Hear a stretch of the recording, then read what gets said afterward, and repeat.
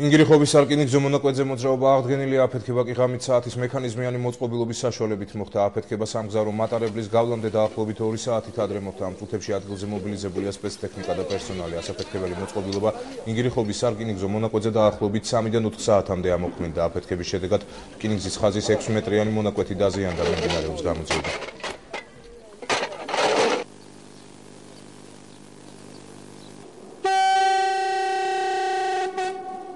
აფეთქებული იქნა 12 მეტრის მონაკვეთზე რელსი ლიანდაგის ცალ-მხარეს. აგრეთვე დაზიანდა 4 ცალი რკინაბეტონის შვალი თავისი სამაგრისებით, 6 ცალი ხიშბალი თავისი სამაგრისებით. აღდგენითი სამუშაოებზე სალიანდაგო სამსახურის მუშაკები დაშვებული იქნა 9 საათსა და 45 წუთზე. საათნახევრის განმავლობაში როგორც ლიანდაგი, ასევე საკონტაქტო ხაზი იქნა აღდგენილი. განმაღმელებიც იყვნენ გააკეთეს თავისი ამბავი, მორჩენ, საქმეს მორჩენ და ასე დაადგენენ. თუ რა სახის თავიანთ და რა სახის ასაფეთქებელი იყო დადებული, რამე იმას თავიანთ სტრუქტურების მასში გარგენ. ზუგდიდის რაიონში რკინიგზის აფეთქების ფაქტს საქართველოს რკინიგზა დივერსიად უკვე აფასებს. შემთხვევის ადგილზე კრიმინალისტები მუშაობდნენ. ადგილის შესწავლის შემდეგ რკინიგზაზე აღდგენითი სამუშაოები დაიწყო. რკინიგზის დეპარტამენტში ვარაუდობენ, რომ მიმოსვლა რამდენიმე საათში სრულად აღდგება. თამარ ურუშაძე საუბრობს პირდაპირ ეთერში. თამარ, გისმენთ. უკვე ცნობილია რა გახდა აფეთქების მიზეზი. სულ რამდენიმე წუთის წინ გაკეთდა რკინიგზის დეპარტამენტში განცხადება. აფეთქება გამოიწვია ლიანდაგზე დამონტაჟებულმა ასაფეთქებელმა მოწყობილობამ, რომელიც იმართებოდა საათის მექანიზმით. ჯერჯერობით ნივთიერებებთან დაკავშირებით მხოლოდ ვერსიების დონეზე ვრცელდება ინფორმაცია და ერთ-ერთი ასეთი ინფორმაციით ეს იყო ასაფეთქებელი ნივთიერება ტროტილი.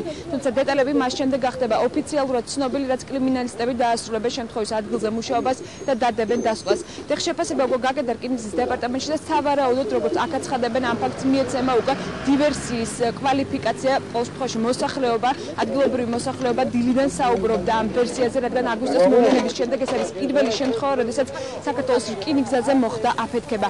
ასევე თქვენ იცით, რომ ზუსტად ამ ადგილას 2 საათში უნდა გაევლო თბილისის ზუგდიდის სამგზავრო მატარებელს. ეს ადგილი, ეს სოფელი არის მოსაზღვრე სოფელი შამგონისა, რომელიც არის აფხაზების მიერ კონტროლირებადი ტერიტორიის პირველი მოსაზღვრე სოფელი და სწორედ ამიტომ ვარაუდობენ, რომ შესაძლოა ეს ყოფილიყო დივერსია. მე კიდევ ერთხელ შეგახსენებთ, რომ ოფიციალური ვერსია და ოფიციალური შეფასებები უკვე მას შემდეგ გახდება ცნობილი, რაც პოლიცია საკუთარ დასკვნას ადებს. დაიწყო აღდგენითი სამუშაოები საქართველოს რკინიგზის ძალებით, დაახლოებით საათნახევარში აღდგენითი სამუშაოები დასრულდა და ამჟამად მატარებელთა მოძრაობა აღდგენილია. იქ იყო დამონტაჟებული საათის მექანიზმიანი ასაფეთქებელი მოწყობილობა, რომელმაც გამოიწვია საკმაოდ ძლიერი აფეთქება, იქ გარშემო სახლებში მინები ჩაიმსხვრა და რკინიგზის ლიანდაგიც დაზიანებული იყო. უკვე აღდგენილი არის მოძრაობა. ზუგდიდში უკვე შევიდა ის მატარებელი, რომელიც აფეთქების გამო 4 საათის განმავლობაში იყო გაჩერებული აფეთქების დაზიანებული ლიანდაგის მიმდებარე ტერიტორიაზე. 6 მეტრიანი ლიანდაგის აღდგენა ზუსტად 4 საათში შეძლეს სპეციალისტებმა. ამის შემდეგ შესულა კიდევ ერთი რეისი და ზუგდიდის მიმართულებით თბილისიდან გავიდა კიდევ ერთი მატარებელი. წოთებასული მატარებელი უკვე ზუგდიდშია და აქედან დილით 10:20-ზე გასული მატარებელიც ჩვეულებრივად თავის გრაფიკით ჩავა 6-7 საათისთვის. მე კიდევ ერთხელ შეგახსენებთ, რომ აფეთქება მოხდა სეპარატისტების მიერ კონტროლირებადი ტერიტორიიდან რამდენიმე კილომეტრის დაშორებით მდებარე სოფელში. ეს იყო დაახლოებით 3 საათსა და 20 წუთზე ძლიერი აფეთქების ხმა გაიგო მოსახლეობამ. აფეთქება იყო იმდენად ძლიერი, რომ მან დააზიანა საცხოვრებელი სახლების მინები.